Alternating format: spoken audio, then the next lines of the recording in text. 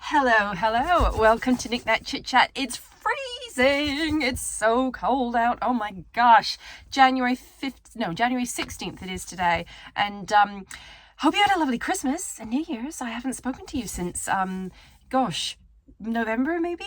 I've been terrible at keeping up on YouTube and doing videos. I've been so busy, but I've got a plan. I'm going to be doing them much more frequently now, and I've got lots of ideas of sort of chats and things that I'm going to be doing. So today I went to did the school run, and I went to our local little greengrocer's shop, and they had the Seville oranges in. Shall I show you? They're so pretty. Look at them. They have a really short season, and usually when they come into the shops, you've only got them for about a week and then they're gone. And people rush to the shops and buy them all. So when you see them, you got to get them. If you're lucky enough to see them in the shops, do grab a few because they do go really quickly. I make marmalade every year. I love it. It's my favorite type of jam. It is so good with sourdough toast and lots of butter. So good. And it's a really lovely thing to give to friends and family as well. A really nice gift. And I think the whole process of making jam preserves is really, really nice because it's not a quick thing to do. You know, it's not something you can do in 20 minutes. It does require, particularly with marmalade, there's a lot of chopping involved, and it's just a really nice kind of relaxing task to do maybe on a Sunday morning and listen to the radio or a podcast or something. And I really enjoy and look forward to doing it. So come into the kitchen, make yourself a cup of tea, and we can make some marmalade.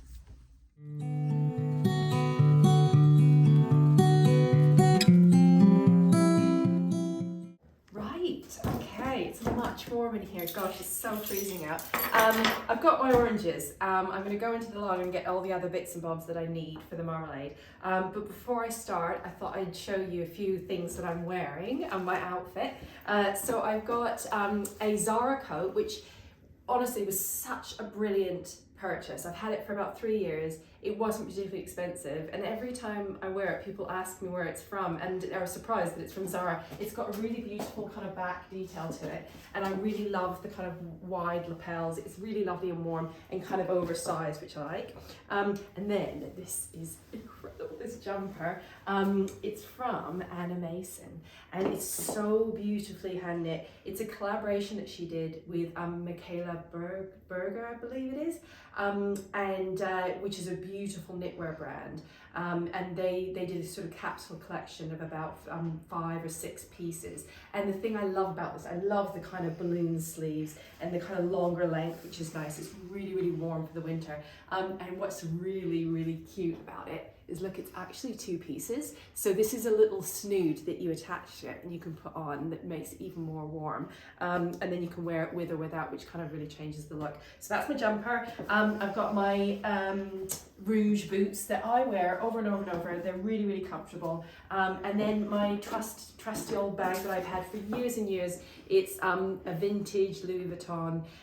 It's the 10-inch Speedy, it's called. So that's my old trusty, and it's a great little kind of great size, not too big, to put all your keys in your wallet and that kind of thing. Right, okay, let's crack on. I'm going to sit down and start making the marmalade. Okay, right, I've got all the bits that I need to begin. The first thing that you're going to need are some jars. What I find the easiest and the cheapest way of doing it is you can get jars, you can reuse jars that you buy at the supermarkets or anything that has, pickles and jams and that kind of thing in it. Wash them out, keep them. It doesn't matter if they're different sizes, and then you can reuse them. They need to be sterilized, so there's lots of different methods to sterilization for jars. You can put them in the oven at a certain temperature. If you look it up, it will tell you sort of for an hour or so, and that's a way of sterilizing them. Another way that I find is just the easiest is to put it on in the dishwasher. Put them all in the dishwasher. really so they're not touching, and put them on an intensive wash. Mine on my dishwasher is about 2.5 hours, and then leave them. Don't touch them until you finish the jam, and then you can carefully, as long as you're not touching, take them out of the dishwasher, as long as you're not touching the inside with your hand or anything, try and avoid that. You can lay them out and then ladle the jam into it and shut it.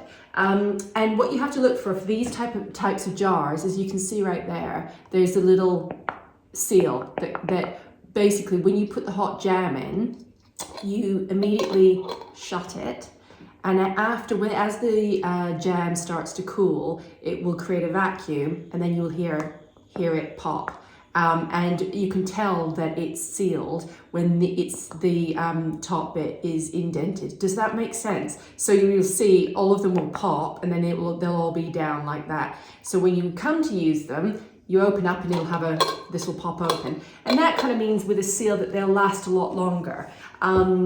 They can last years if they're properly sealed and sterilized, because it's such a high sugar content. And I find once in a while I'll get one that doesn't pop down, and it doesn't mean that you can't eat the jam or anything. It's absolutely fine, but it might not last quite as long as the others.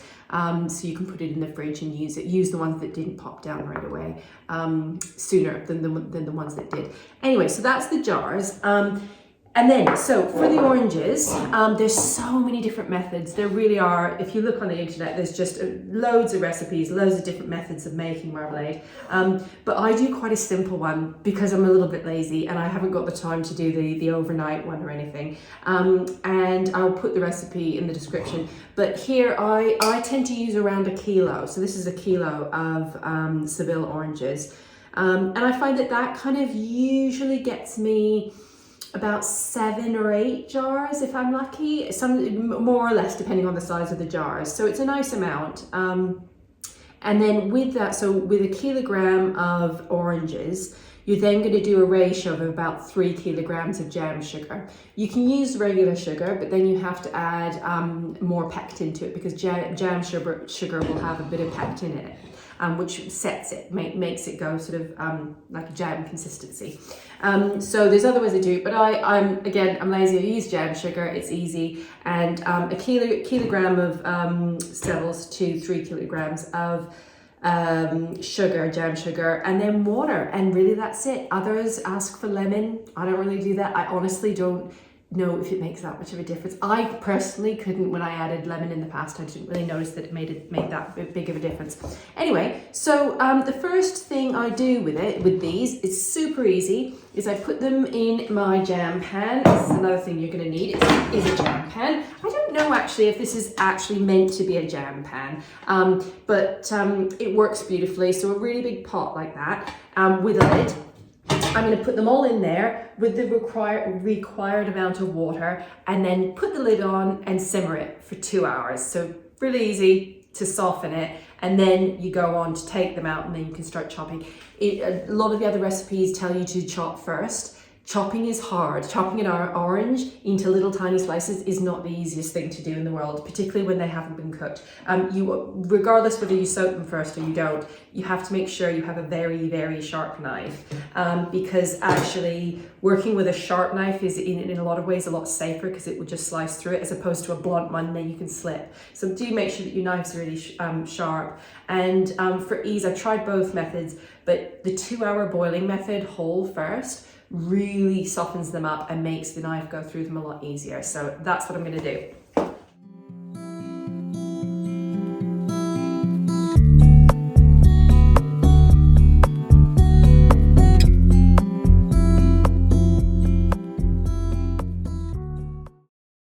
Right, these have been boiling for 2 hours, I suppose, maybe a little bit more. It doesn't have to be exact. So what I've done is I've let them cool for about an hour. They're nice and cool now. And you can see in the water, there's a lot of pectin. So a lot of the pectin from the oranges has come out into the water. So you save the water and you take all the oranges out. You can actually reach in now and get them. And these we're now going to slice. They've gone really, really soft. We're going to slice them now into the shredded bits for the marmalade. It smells delicious. It smells so beautiful. It's such a lovely scent, and it kind of wafts up into the house. It's such a beautiful, uplifting scent for January. Right.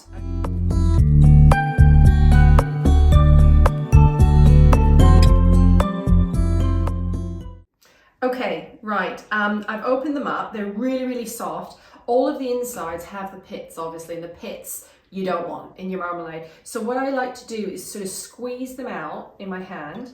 So there's lots of lovely, lovely juice. Squeeze all of that out in the pectin, and then you can kind of go with the spoon and get all of the pith and the pits out.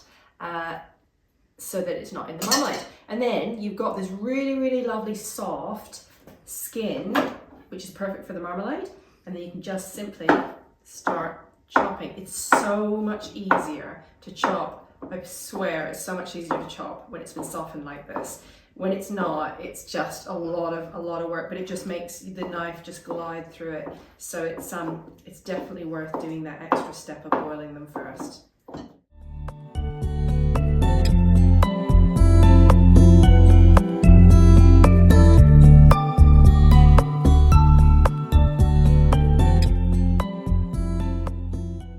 Okay, right, I've done all my chopping, and now the time is come for me to add the sugar to the chopped up bits and the water. If you're not using jam sugar, this is the time to add the pectin. And different pectins have different ratios. So on the bottle it'll say per amount of liquid or per amount of sugar or jam, add this amount of pectin. I tend not to use it. It's much simpler to use jam sugar. So for this ratio, I've got 1 kilogram of oranges, and I've got 3 kilograms of jam sugar. So I'm going to add the jam sugar, if I can do it without spilling. Oh my gosh, there we go. Right, add that in. It's a lot of sugar. It's a lot of sugar, but you're going to be making a lot of jam. So don't be too frightened off by the sweetness of it. It will be delicious. It will be delicious. Right, now, oh, it's heavy. We can put it on the agar. Now, agars are great things. They're great for lots of things, not great for precision cooking, but jams, they are brilliant for. So I've got my two plates, hot plates.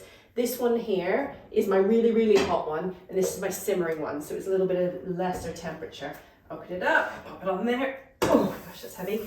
And that will happily start to very gently come to the boil and simmer. I'll put my lid on it to get it going, and it will get going. So I would say, I don't know off the top of my head the actual temperature for this, but it would be sort of on a medium to low. So it is quite a low heat, but the idea is that you're going to be cooking it for a few hours, just really gently, and then it really kind of lets all of the flavors develop, and then you've got yourself some jam.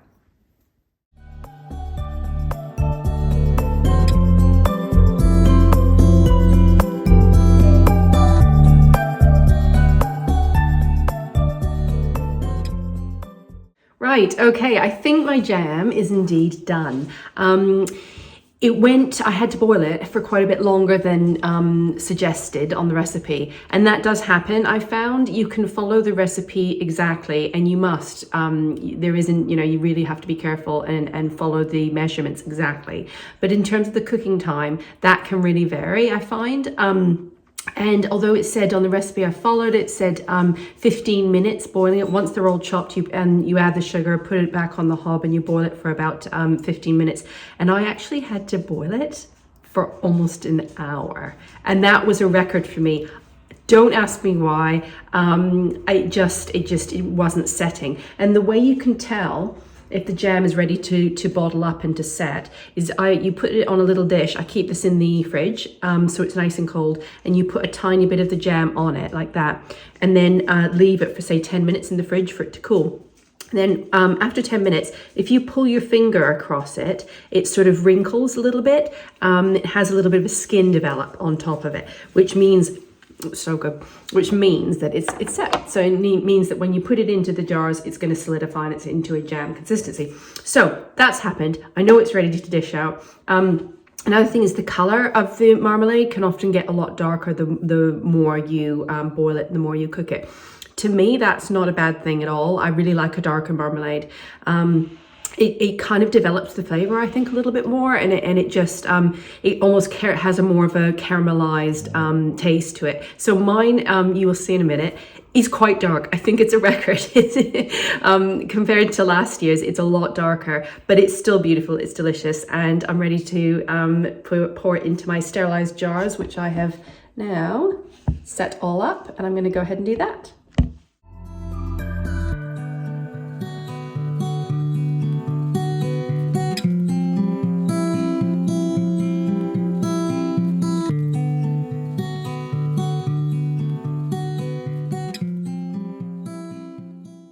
Okay, right, look, here they are. It's done, what, 2, 4, 6, 8, 9 jars. This one counts as 2 because it's quite big. So for that batch, 10 jars of jam. I filled them all up. I find the easiest way to fill them up is to decant the hot jam. It has to be hot when you put it into the jars, or else it won't seal, into one of these Pyrex jugs. You can use a ladle, but I find with a ladle it gets quite messy and spills everywhere. And of course you can get a jam funnel, which I don't have. I don't know why I haven't bought one. I haven't got one. Anyway, so they're all in there. Pretty soon, probably about half an hour, I'm going to be hearing the pops. And the best bit is, at the end, there's usually about an inch that's not enough to go into a jar. So then you can make yourself some toast, and you can have some lots of butter, and I like it with sourdough toast, and you can have some taste test. Oh, it's so good. Shall I give the cameraman some? Mr. T's doing the camera work for me. There we go. Hope you enjoyed. I look forward to next week doing another one. How is it? Thumbs up? Good. Next week, I've got some other ideas. I'm going to attempt to try my best to do one of these a week. We'll see how it goes. It's early days, but we'll see. Hope you enjoyed, and happy jam making.